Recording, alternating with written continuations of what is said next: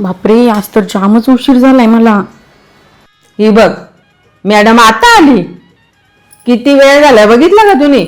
हा, योगा टाइम आहे याचा. सॉरी आई, आज जरा जास्तच उशीर झाला. घरामध्ये सगळा काम पडलाय, सगळी उपाशी आहेत. थोडा वेळ द्या, मी पटकन बनवून आणते. कधी बनवशील ना, कधी खायला देशील आम्हाला? अर्धा तास द्या, मी पटकन लगेच बनवून आणते. चालेल.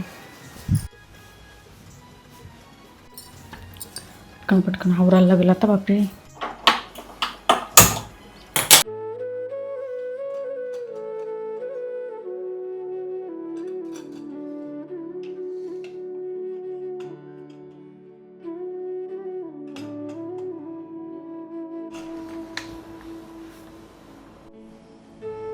थँक्यू आई.